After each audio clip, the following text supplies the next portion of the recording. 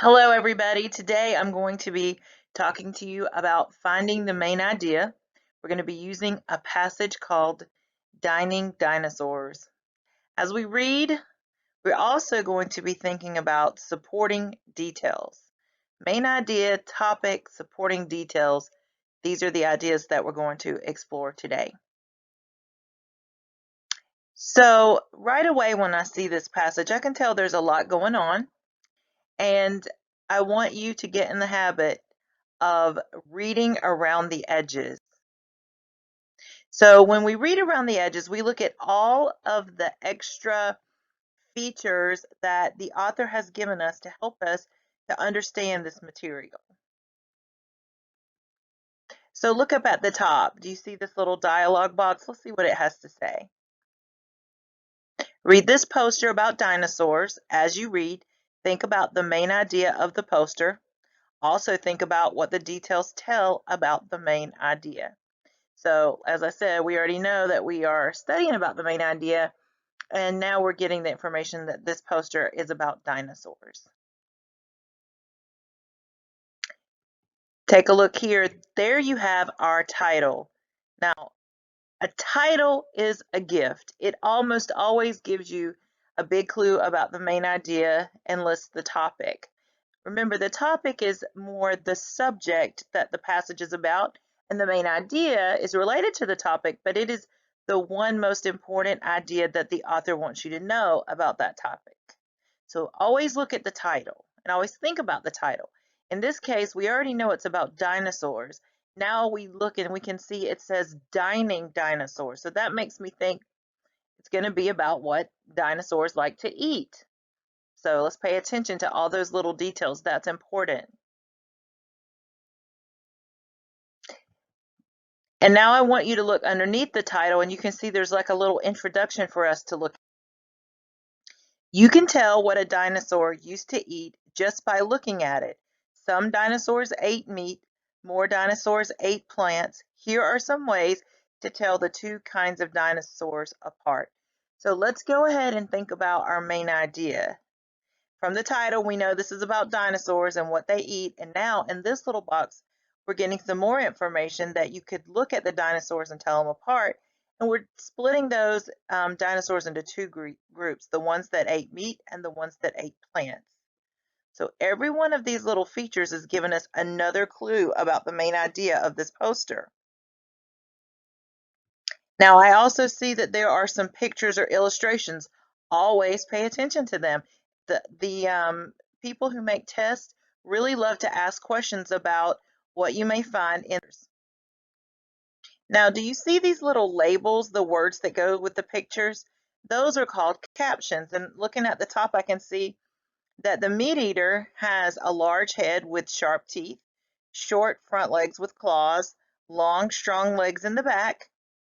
I can see that the plant eater has a small head with small flat teeth, thick legs, and these little captions give us information that we may have a question about later.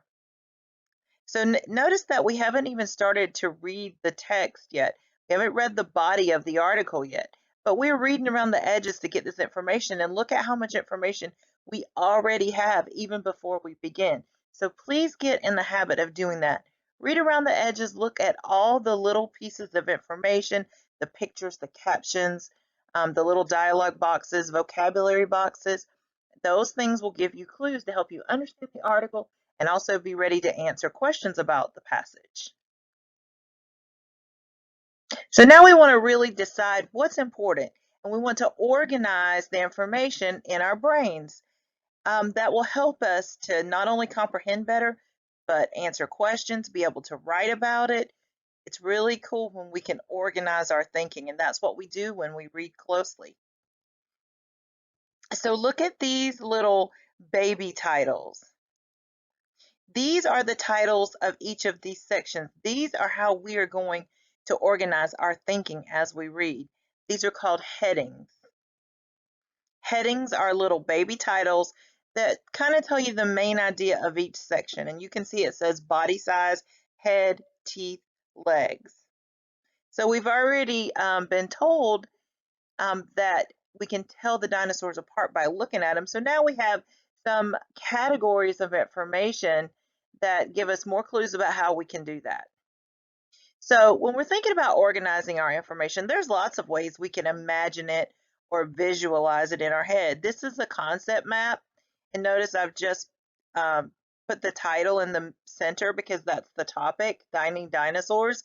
And then the other bubbles are the different headings: body size, head, teeth, legs. And we can use this as we read to organize our information.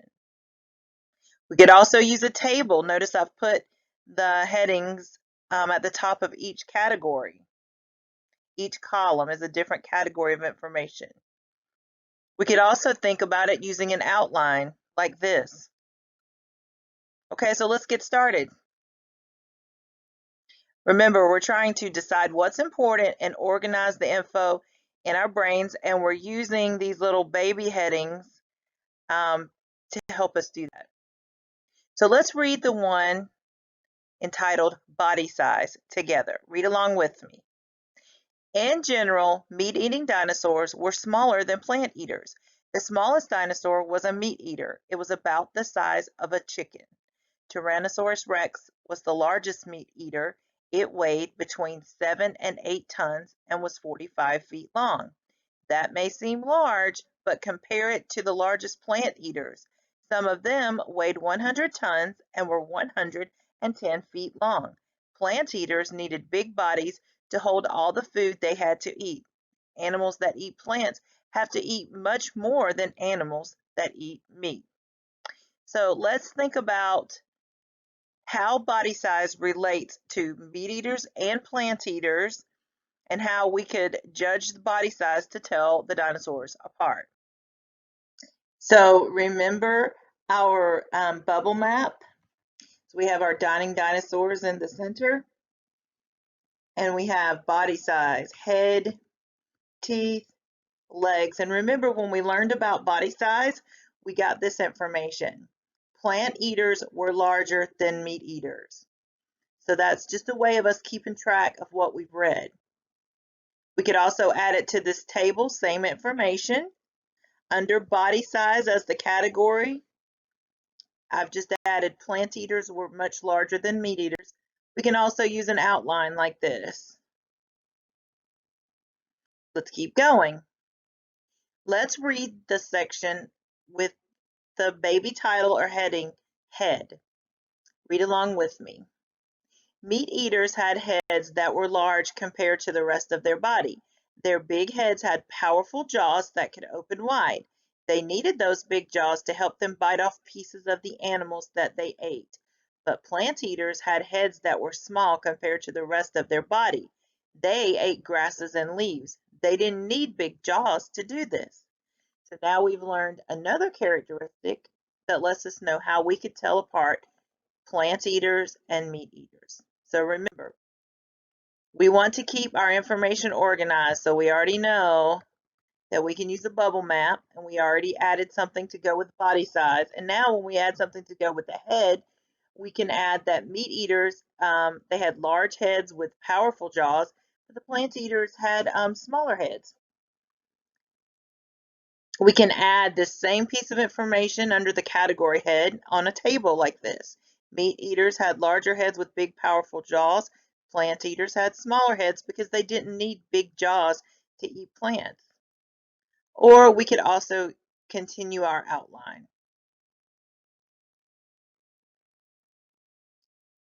Now let's look at the next section, teeth. Read along with me, please. Meat eaters had long, sharp, pointed teeth. They were good for tearing meat.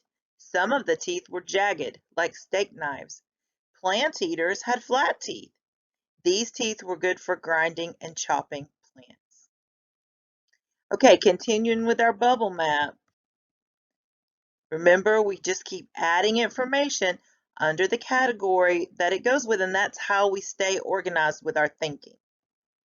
So for teeth, I added meat eaters, sharp and pointed, plant eaters, flat for chopping and grinding.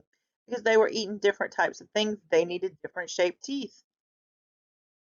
And here you see I've added the same information, I just put it on a table instead of a bubble map. And then here, we just put it on our outline.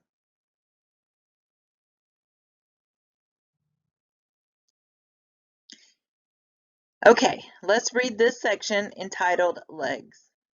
Meat eaters had long, strong legs that were good for running fast. They had to run fast to catch their dinner.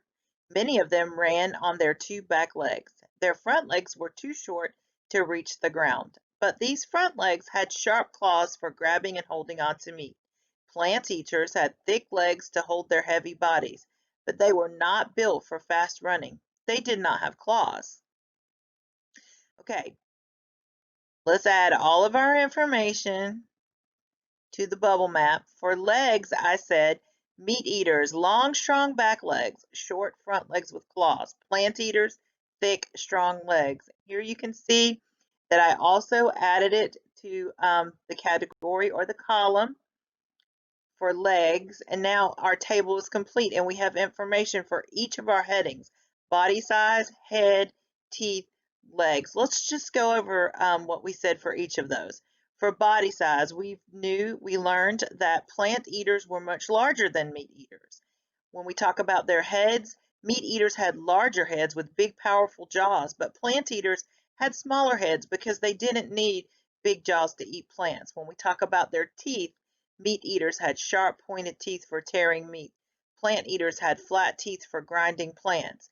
And when we talk about their legs, meat eaters had strong back legs for running to chase prey and short front legs with claws, but plant eaters had thick, strong legs to hold up their big bodies.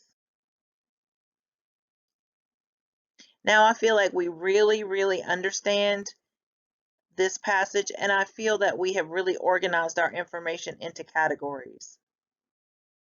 Here's what it would look like if we added the same information to our outline. And you notice that we have body size, head, teeth, legs, and then we also have a supporting detail that goes with each of those categories. Okay, so I hope that this has been helpful and that you now understand how to attack a passage looking for the main idea, organizing your thinking, looking for categories of information, which supporting details go with which category. These are the skills that you need to be successful when you have questions about main idea and supporting details. So now you're ready to answer some questions, and let's see how you do. Good luck.